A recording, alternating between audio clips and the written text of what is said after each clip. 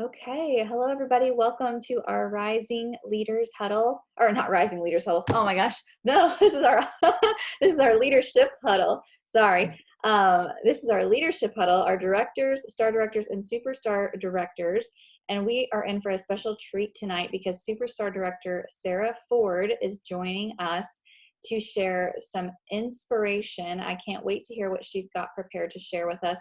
So without further ado, I'm actually going to pass it right over to Sara. Okay. Well, thank you, Katie, for having me. I am incredibly honored to be here. So I'm Sara Ford. So I'm a superstar director, and my team is called Warming Up with the Believers. We used to be Warming Up with the Bardashians, but they told me I can't have that name anymore. Um, so we're believers now, which absolutely 100% lines up um, with everything that I agree with and believe and whatever. So I truly believe, and that's kind of what I want to talk about today. I truly believe that that you can do whatever you set your mind to.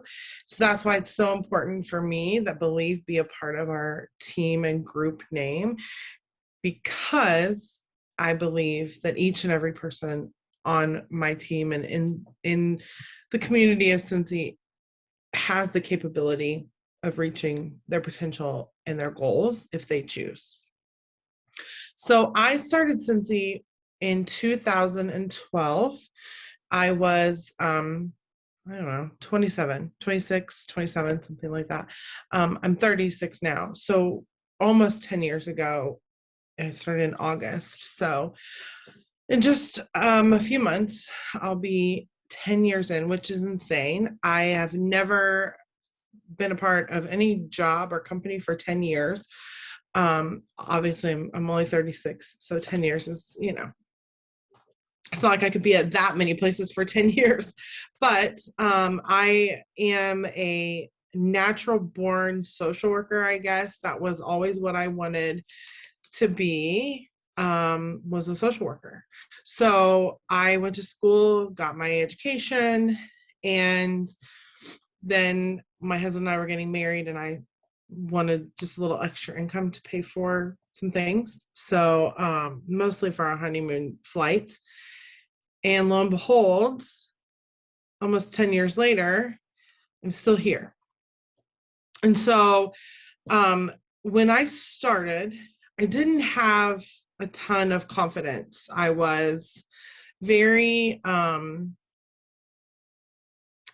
very stuck in the idea that I was just going to make whatever people told me I was going to make. I was going to do whatever people told me to do, work whatever they told me to work, and that was going to be my life.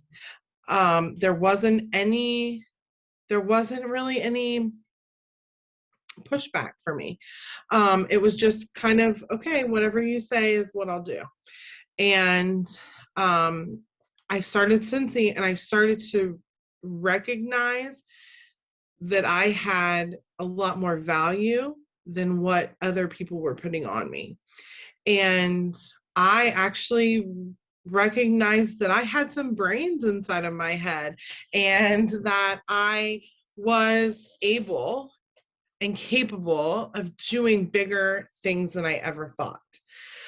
So I started to build my confidence because I started to reach goals. So I did not earn shooting star, just simply because I didn't have like huge goals when I started. I just really wanted to make $800. So I wasn't really looking to earn awards or anything like that. I've never been an award earner kind of person. I barely even could get participation awards because I always kind of gave up. So I basically started to grow. I earned sensational start level 1, I think.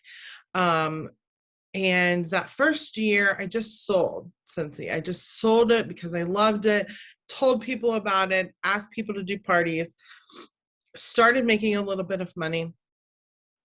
And that was great and fine. And I figured I would quit after my wedding, and I didn't. because I really loved it and I loved the way that I felt. So when Cincy Family Reunion came along, I decided I would go because it was in Indianapolis. If it were not in Indianapolis, I would not have gone. There's no way. But it was in Indianapolis and I live in Indiana. So it was super easy. I stayed with a friend who lived in Indianapolis, didn't try to like get a room with anybody. Just, I didn't know anybody. I just thought, well, I'll just go to this thing and see what happens. So I went and I made a couple friends um, and heard somebody talk on the stage about her life and um, how great it was that she was able to have some freedom from working for other people, for asking for permission, for being able to go to all of her kids' baseball games. And it just really said something to me, and it really spoke to me that she was able to do that.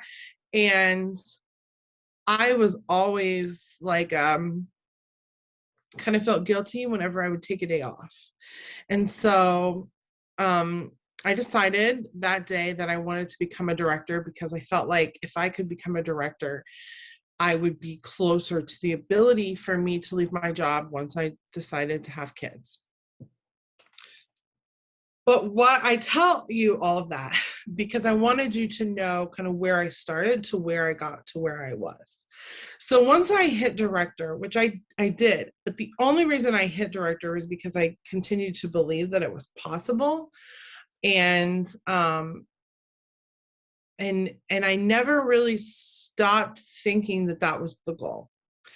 I had a friend who I was doing it with. So if I don't really have bullet points, but if you're a bullet point kind of person and you want some bullet points, my first bullet point would probably say, decide where you want to go.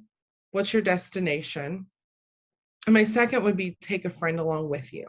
So whether you meet that person right now, or you met them maybe at boot camp, or you are going to meet them at family reunion or wherever it may be, find somebody that you can kind of partner up with, that you can work towards the same goals, you can talk to about that goal. But you guys are already at director, right? So you've already achieved something incredible, because I'll be very clear, hitting director is not a walk in the park. It is not something that just happens because things happen. All of the T's have to be crossed and the stars have to align in just the right way.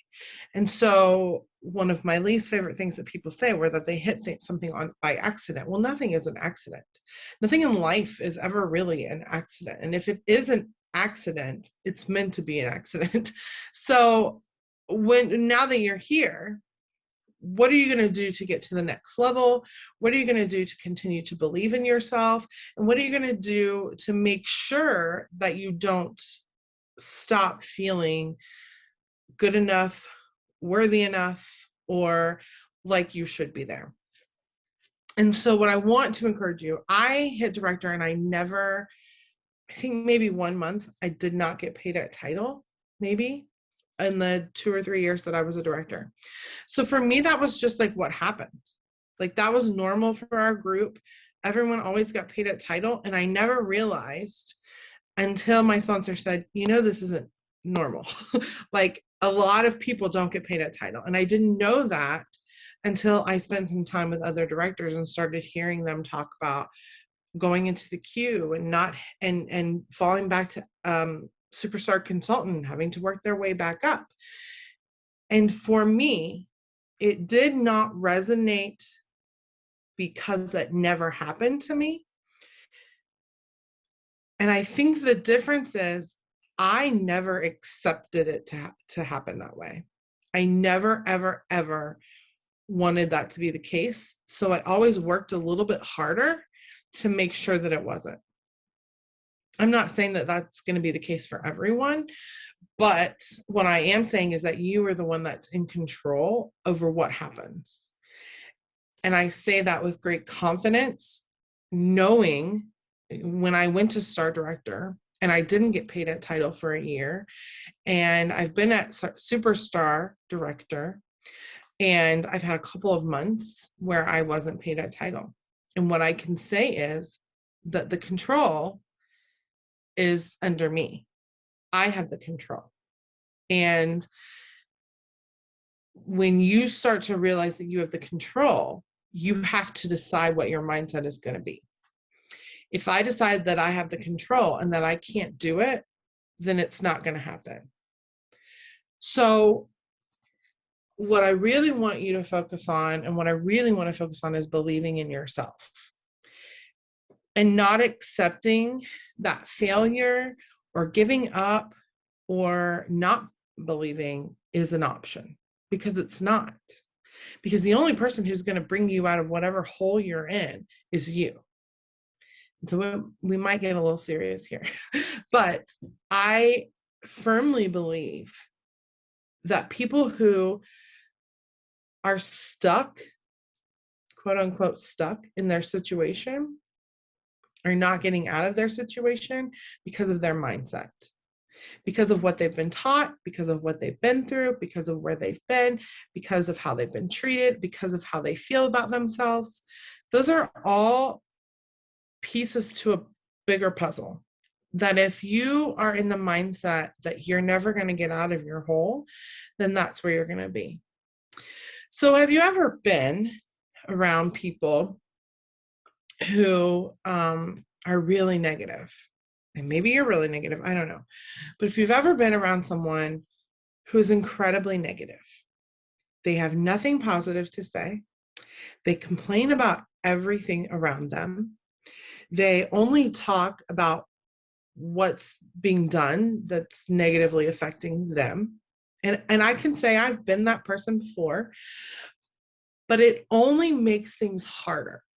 I had a friend once who I used to spend a lot of time with, and I started noticing that I wasn't getting out of the negativity that I was in because I was clinging to her for validation. And she was validating me 100%, but it was all negative. She wasn't saying negative things to me, but our experiences were the same and we were both stuck. So it's like we were just bouncing this negativity back. Yeah, Deb. So Deb says negativity breeds negativity. And that is so true. And it is very draining, Mariana, that you have somebody next to you and around you, and they are sucking the life out of you, for lack of better terms, because their negativity is feeding into your energy. And so we want to change that. So if you feel like you're in that negative spin and you want to focus too, sometimes I look at my text messages to certain people, and because they allow me to be negative in that space, I find that I often go to them when I want to be negative. And so I sometimes have to refresh myself in that relationship and say, what am I giving here? Because I don't want to give that. And it's the same when you have a team. It's the same when you're leading. Because if you're not giving positively into that relationship, into that environment, then you're only going to allow room for the negativity. And when you allow room for negativity, you allow all of that energy to come into your space. So there are some things within leadership when this is a leadership call, and we are talking about leading. And so there are a few things that I think that you really need to understand about what's going to help you to be successful in the long run. Number one, because of mindset. Number two, because you want to create a space that doesn't allow for negativity. And so what I will say is that boundaries are going to be really important for you. Leadership is hard, and it doesn't get easier the longer you're in it, and it doesn't get easier the higher you go. it actually can get harder. But with hard things, we've learned, and we can learn, that practice makes things easier or makes it feel less uncomfortable. When we do something over and over and over again, we start to notice, hey, I am actually doing that without thinking about it. And so boundaries are going to be really important. So you have a team member who likes to post things in your group that are really negative. I want you to set a boundary. I want you to set a boundary with that person, and I want you to say to them, hey, I just want you to know that I deleted your post because it did not bring value to our group. If you're upset or have concerns, I want you to bring that up to your upline or to me. Instead of closing the door to that negativity or that feeling, you're not going to invalidate their feelings, because their feelings are important, but you're going to say, listen, that experience doesn't belong to everybody else. It belongs with us, so that we can guide and we can intervene. I've had that happen. I was cussed out. I was told all kinds of things. And I said, I'm not going to allow you to talk to me that way. So I will end this conversation. And when you are ready to talk to me and not use that language, we will talk again. And that was that, because I needed her to understand I'm not her boss. I don't have to be her friend. And I am not going to stand for somebody treating me that way for literally no reason. Boundaries. Allowing yourself to say, I don't need this. And then standing up for yourself. And I know that that's really hard to do. And it's taken me some time to learn. Again, it goes back to that valuing yourself and your worth, because sometimes it's just hard. And it's crazy for me to think back in my life when I should have stood up for myself and I never did, and how different I feel now when I sometimes stand up for myself, probably a little too much. So I just want you to focus on that for a little bit too, thinking about that. Maybe after the video, maybe after this call, you can sit down and think about ways that you need to increase some boundaries. Another boundary is people who might expect too much of you, who might think that they're not reaching their goals because you're not doing enough. And I say that's false. I mean, if you don't ever talk to them, obviously you're not helping them. But, when it comes to sensing, I learned a lot when I was working with compliance through an issue that I was having in my group. And I learned that, to be very honest and very clear, you don't have to have a friendship with your downline or your frontline, but you do need to have a relationship. If you don't have a relationship with your team, they're not going to trust you. They're not going to come to you. They're not going to feel like you care about them. But if there is a place where you need space, you are allowed to disconnect from those people. And as long as you're contacting them at least once a month, and you're training, like if you send an email to your entire group, and like Katie's doing this call, let's say that Katie did this call, and for whatever reason, somebody wasn't allowed on this video because they were inappropriate, which is fair, because there's no reason for negative energy to come into this space. Katie could send this video in that email, and that would be appropriate, because she would still be training that person, but not allowing that person to enter a safe space where you all deserve that. And I didn't plan to say all of that, but for whatever reason, I feel like I maybe was supposed to. So I hope that helps in terms of your boundaries, because I'm not giving you an excuse to just write someone off. I want to be very clear about that. If you don't like someone, that's different than somebody disrupting safety. But I want you to know that's part of believing in yourself and standing up for yourself and having confidence in yourself and knowing that you can do it. So those are all parts of a business that thrives because you don't allow yourself to get caught up in it. When you have boundaries, you are taking yourself out of a situation that could be hard for you or detrimental to you, or, I mean, I don't want to say traumatizing, but it could be depending on the person that you're dealing with. Everybody, here's the thing, in Cincy, anybody can join. Doesn't matter who they are, and you don't get to choose. But you do get to choose how you respond to those people, and you should always choose with love and grace, because you never know what someone's walking through, but you can still have boundaries. So I'll back up a little bit because I feel like I've gotten a little bit off track. But leadership is going to be hard. And in order for you not to want to give up and not to want to throw in the towel, you have to know who you are, and you have to know what you stand for, and you have to know what you like. Okay? So I'm going to switch gears a little bit. So when you think about the first day that you became a consultant and what that felt like, and it's hard. 10 years ago, it's hard for me to remember that. But I do, for the most part, remember the excitement. I remember taking pictures of my starter kit. I remember Lamb. Lenny the Lamb was the buddy that came in my kit, and my son plays with him. And every time that he holds him or snuggles him, it just brings me so much joy because I saved that buddy for him. I knew that there would be something someday, and so I saved it.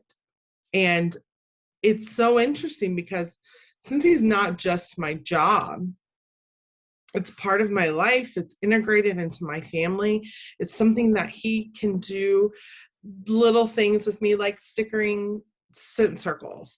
And so it's part of things that I do. And so whenever I'm having a really rough time or a bad day, or maybe I'm not selling like I want to be or I should be because of whatever reason, I go back to the basics.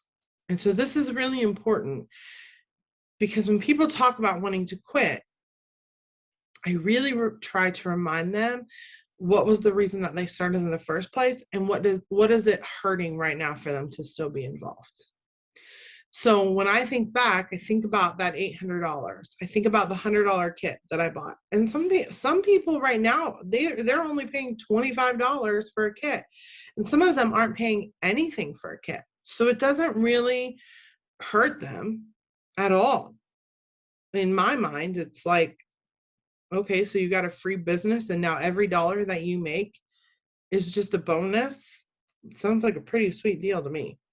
So I try to always encourage people to think about the benefit of being a consultant versus what they were doing before and what they had before, and trying to remember. And then instead of only being focused on what is going wrong and what is not feeling right, go back to focusing on the things that you love. And so it seems like every January, y'all, I get real burnout. We go through our insane season at Christmas and all the releases. Oh my gosh, last year I was about to lose my mind with all the limited time. Like every other day I felt like there was a release and I couldn't keep up, and I was starting to feel drained, and I was starting to feel like a horrible consultant, and I was starting to feel like maybe this isn't for me. Maybe this isn't what I'm supposed to do. I see all these people selling 100 buddies and 100 warmers and 100 this and 100 that, and I'm like, I can't even sell one. And so I decided I'm done. I'm done comparing myself to that. I'm done to focusing on that. If I have to literally just sell from the catalog and not do another LTO for the rest of my life, I'm fine. Do I love LTOs? Yes. Am I faulting anyone for that? No. But everyone has a different customer base. And until I build a customer base for specific things, I'm not going to dwell on whether I do well or not, because it's up to me to find that. Okay. So I know who likes what, and that's my job. My job is to know whether Cindy Lou Who likes Star Wars. I don't know, like, so it's my job to know. And if I don't have a customer who likes that stuff, it's my job to still share it, because you never know who will. But when I got really frustrated because I felt like everybody else was doing what I couldn't, I decided to do what I could. And so I went back to what are some of the things that I love to do, and what are some of the ways that I can make it better. Because giving up wasn't an option. I stay home with my son. I'm not giving that up. I love that I don't have to ask for a day off. I'm not giving that up. I have extra money to be able to travel, to be able to do things that I want to do, and I'm not giving that up, right? Hashtag income disclosure. So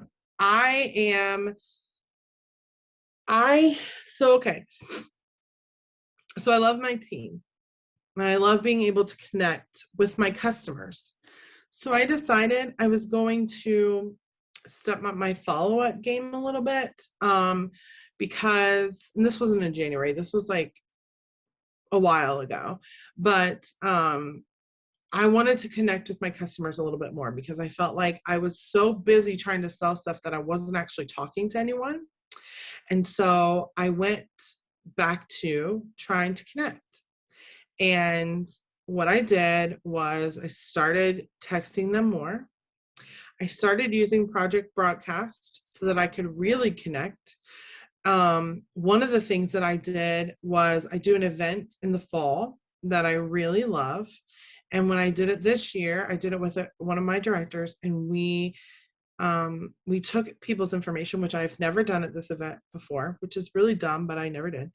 And I took their information and I put them into a group in Project Broadcast so that I could contact them every so often so they remembered me. And even today I was thinking I need to touch base with them, or I need to figure out what I'm doing for next year so that I can make sure that they know that I'm going to be there and where I'm going to be. And that is what I love about my business, is that I can connect with other people, because I'm an extrovert, totally an extrovert. And so I thrive on interactions with other people. I thrive on good conversations. And so I went back to that is part of that social worker in me. It's part of what I love to do. And so I went back to that, and I started connecting with my customers more. I started asking them more questions. I started helping them with fragrances. I started making samples and sending them out. I also do, I don't know if you guys do this, and I know that it's been talked about a lot, but I don't know if you guys do this. So another thing that I decided I wanted to do was I wanted to do things that I loved and that I enjoyed. One of those things is thank you packs. So my friend Brittany started doing thank you packs, like kind of at the very beginning of thank you packs. And she started just to theme hers and make them super cute. I don't do scent crates because I just can't handle it. So thank you packs are kind of like my mini scent crates that they don't have to pay for. They just have to order something. So whether you order $5 or you order $105, you get a thank you. And so this is for last month. So since SSDs are going to Disney, this is not really about believing yourself, but it is, because it's something that if you are feeling like you want to give up, you have to connect with yourself too, because you have to remember what you love and what you don't love. So this is from this last month.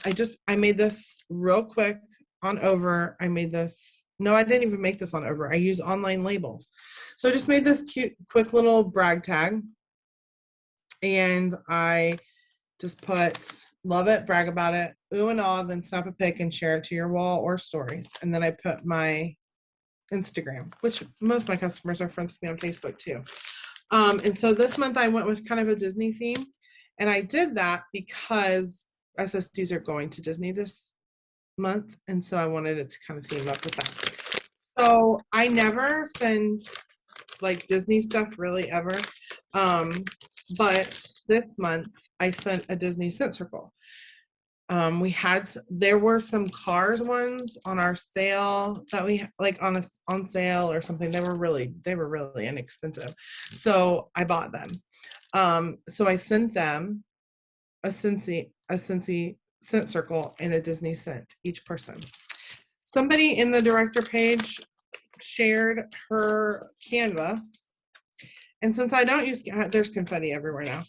Since I don't use Canva, I kind of cheated and I screenshot what she did. And I covered up her name and information and just added mine. And then I covered up her stuff and put a little note in there about how excited I am to go to Disney and how grateful I am for the opportunity and that I'm thankful for them. And so I just printed it on one page and cut it and folded it in half. So somebody else literally made this because, that's a lot. It's a lot of things. It's a lot of stuff. So I just copied, pasted it, and put it in my thank yous. And then, oh my gosh, there's literally confetti everywhere now. So sorry to my customers who have to get this. A lot in here too. I don't know why. And then this is a little smushed because it came back to me. But this is like a little bunny butt, a sample. So I make big samples for my customers who ordered because I felt samples are just too little for me. I put in a card. I made a little Mother's Day flyer, and then I put in the flyer for the scent and warmer of the month. And that's like my thank you. But I love doing them because I think they're so cute. And it costs me like $3.30 to send them to every customer, which can become a lot. But like I have a couple that I'm dropping off, and so I'm just adding their thank yous to their order. So I'm not mailing those or shipping those. But these are the things that I do to keep myself from wanting to throw in the towel. Because if I don't do the things that I love and I don't do the things that I enjoy, then I'm going to forget why I'm doing it. I'm going to forget that on the hard days, why.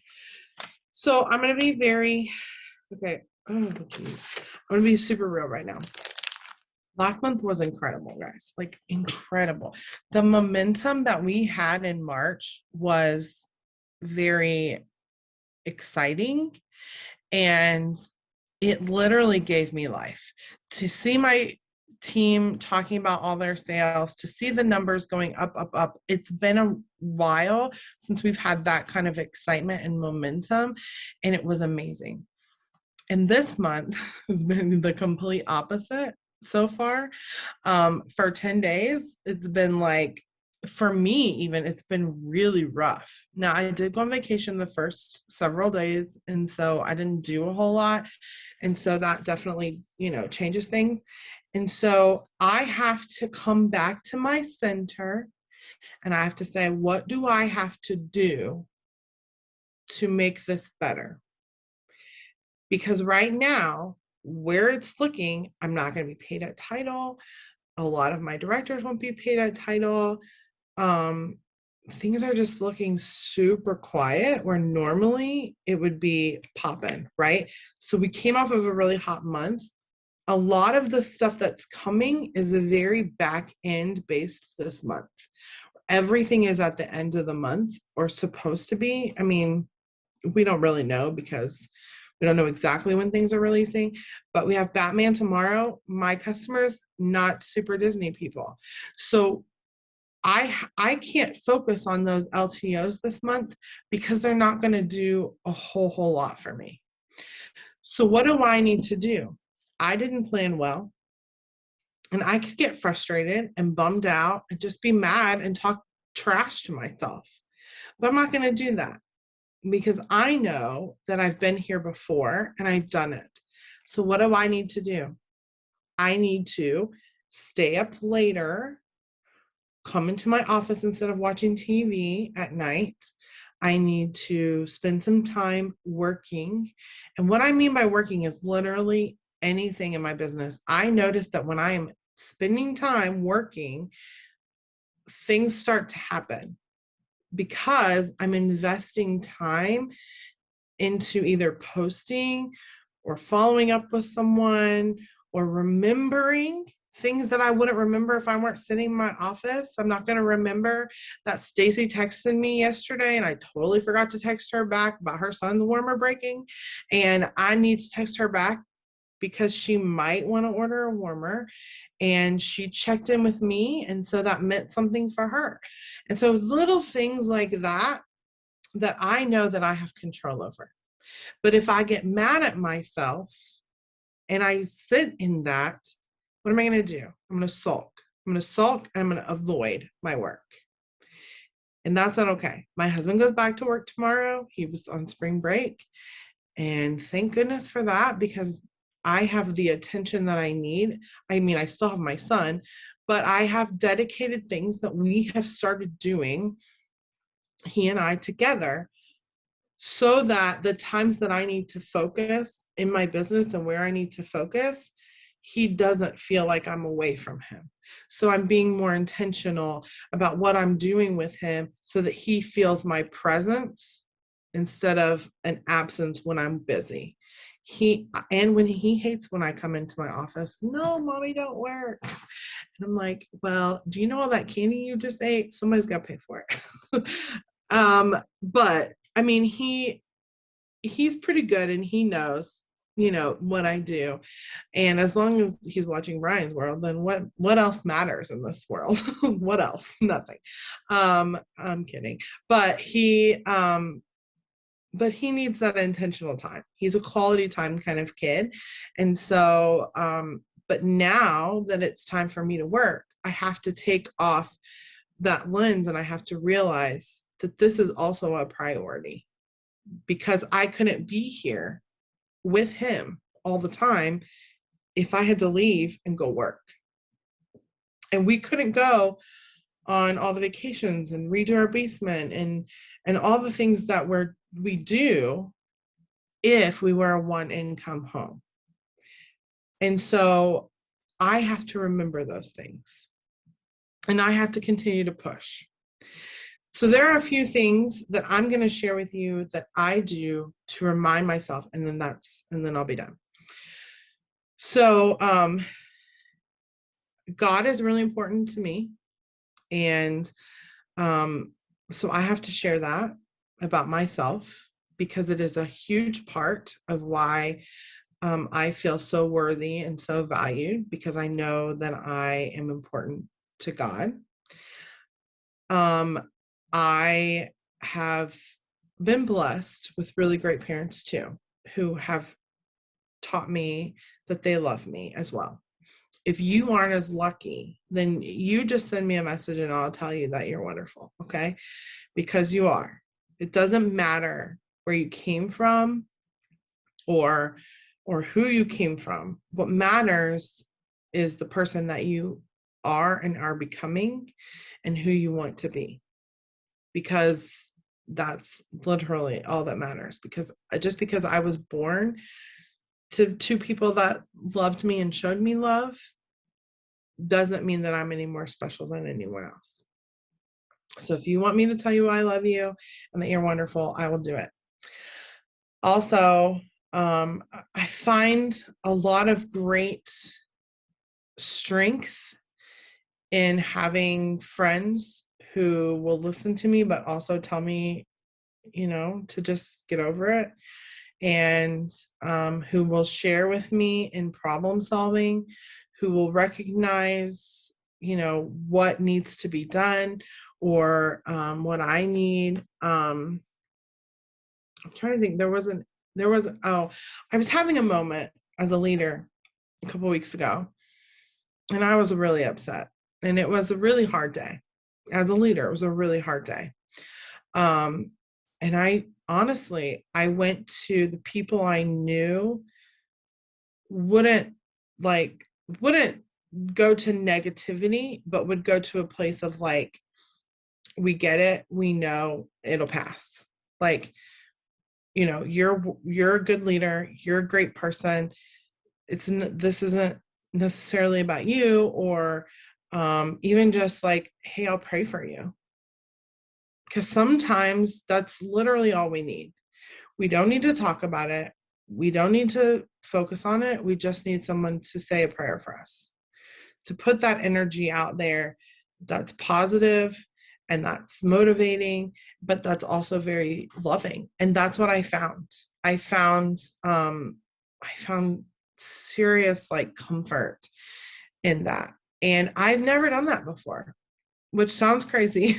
But I never handled a situation the way that I handled it last time.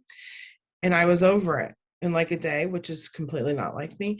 And I moved on because I will fester. I will worry about it until like literally I can't worry about it anymore. And what I've had to learn is this: when we struggle with relationships or things that are happening in our lives because of what somebody said or didn't say, we overthink it, especially as women. I mean, women totally do that. And what I've started saying to myself is, you know, if Katie doesn't come to me and say to me, I really didn't like that you did this, or I need this from you, then I don't know any different. It doesn't matter if Joe told Judy that Katie said this. It doesn't matter, because Katie didn't say that to me. And if Katie didn't say that to me, it wasn't as important to Katie as it was to Joe. And it shouldn't be important to me. Because if somebody can't come to you and talk to you, then you don't know any different. And I'm going to treat that person with the same respect, the same grace and generosity and whatever as before, because that's all I know. If that makes sense. I hope that that makes sense. But I honestly just want to live in the truth that I know. And I'm not saying ignore people's feelings or whatever, but I'm saying recognize that you're human, that you deserve grace, that other people might be having frustrating days or times. That doesn't have anything to do with you as a leader. It just has to do with them. But those are some things that I truly try to do that bring light to me. And honestly, the other thing is, if you might not notice it, and it might be hard and it might take time, but if you are surrounded by people who aren't genuinely interested in your success, drop it like it's hot and let them go. And I'm not saying I have a hard time saying that because I love everyone. But in the last year and a half, I learned that some people will not want to see you succeed simply because they aren't. And it's not fun and it hurts like heck. But at the end of the day, whatever they choose to say, whatever they choose to do is not a reflection on you. And Katie, I'll send you, I just watched a TikTok that Brene Brown posted, and it was really good. And it was about resentment, and it was about resentment being about envy and not anger. And it was awesome. So I'll send it to Katie so she could post it, because I think it really means something, and I think that you guys will really like it. I hope that this was what Katie wanted or what you guys needed. But honestly, I just want you to believe in yourself and know that there are things that you can do and things that you do every day that you don't even realize that are creating optimism and positivity and the ability to stay consistent. in your business. That when you start to struggle, you got to go back to square one. Take a day off and then get back at it. Take the day off and then go to your office in the evening and figure it out. Ask your friends, watch a YouTube video. I was watching YouTube videos earlier today because I was like, I just need some knowledge in my brain. I just need some training like poured into me for a few minutes so that I can have motivation to do something different. And that's really all it takes, is just the conscious effort to do things, even when you don't want to, or when you just need something new, to go back to your basics, find something new, do something that you love, so that you don't ever have to feel like you hate what you're doing. Because I don't think probably 98% of us hate our jobs or truly want to quit, but I think that probably 98% of us have bad days. And those bad days could trickle and become bad months, bad weeks, bad months, bad years. And then we've lost ourselves. It's kind of like marriage too, you know, like if you don't keep trying in a marriage and you don't keep loving on your relationship, it's going to become really hard. And it's kind of the same, except there's just not another person involved. So anyways, okay, so quick to blame myself. Don't blame yourself when nothing has happened. Hard to cut those people off, but yep, true. Yep. Anyways, if anyone has any questions, feel free to answer, but that seems like what I wanted to share.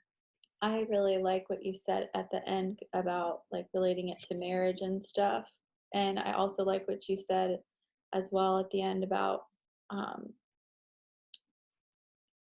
when it comes to anytime I am going to do a training or anything like that, I always want to get inspired as well. Because it's like you can't inspire other people. You can't be inspiring if you yourself are not first inspired.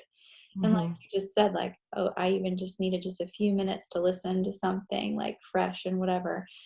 It's so important. Like as leaders, we neglect that so often, filling our own cups. And like you talked about your relationship with the Lord, I feel the same way. Like every day I have to have my quiet time, my devotional time with the Lord. And every day I also have to read, like I challenge myself to read at least one chapter of a business development book as well. Because it's like we have to be inspired both as human beings, as people, our soul, our spirit has to be inspired and encouraged. And as a business minded person, we need to be inspired and encouraged as well. Otherwise, we are not going to have anything to give to our teams. And like in my own life, I really saw that last year when my health was in the dumps, and I was not taking the time to feed my business minded self. I felt so uninspiring because I was not taking the time to make sure that I was inspired. And it's such a simple thing, but we neglect it so often. Yeah. I mean, I never knew that I would love like business things, like doing businessy things. And I do. Like I love when I'm sitting at my desk and I can work for a few hours like consecutively and just pump things out. I love that. I mean, it's pretty rare because, kids. And that's hard because I'm hungry. I want to watch this. I want to do this. Mommy, come do that, but I really enjoy where before when I was working for someone else or whatever, like I would dread sitting at my desk typing things out for hours at a time. It wasn't fun. I wasn't being paid enough. I was constantly distracted. And there wasn't any room for freedom, for creativity. And not saying that it's bad to do that, but it just didn't feel like that's where I was going to be forever. I couldn't do that forever. And, I'm thankful every day. And I bet you feel the same way too, Sarah. It's like, even on our worst days with Scentsy, like literally in my mind, I think about some of my worst days. Like you talked about, some of the relationships can sometimes be some of the most challenging aspect of the business. Like I think about some of my worst days in regards to like the relationships aspect, or just some of my worst days in regards to like just the busyness level and feeling overwhelmed. Even my worst days with Scentsy are nothing like my worst days when I was working for someone else. Mm-hmm. Like, we have Absolutely. to remember that, like, Yeah. even at its worst, it's still the best. It's Yeah. easy when it's been what we do for so long to forget that and Mm-hmm. forget what it was like, um, when we were working for someone else. And even some of our leaders that are still working for someone else as well as Cincy. I know that's tough too. I did that for the majority of my career. I Mm-hmm. know that's tough too, but that is just a season and that will pass. And if you keep growing and focusing on the things you need to be focusing on, those three legs of the business, your personal selling, your personal recruiting, and your leadership, you focus on those three things and getting those three things right, you will get through this season. And since you will be your only job, but Mm-hmm. we gotta, put in the time and pay our dues and get ourselves there. But Absolutely. anyway, I just thought it was great. And, I had, tonight I just gave, Sarah, I told Sarah, talk about what you want to talk about, and trusted that it would all work out, and it did. I thought it was great. And I can tell by the chat that everyone's, getting things from it. And I'm sure the people that watch the recording will as well. So I really appreciate it, Sarah. Thank you so Yeah. much. Thank you. Thanks for letting me share my heart. I tend to go on and on, but I think that that's really important too. When we're passionate about our subject, it's easy to talk about it. Yeah, it really is. I It always really. tell my team, it's not possible for me to do a 30-minute training. It's just not possible. I can't do it. I can't. It's just, you love what you do, you talk about it. Yeah, I totally agree. Totally. Thank you Yeah. so much, Well, thank Sarah. you. I'm going to go ahead and stop the recording.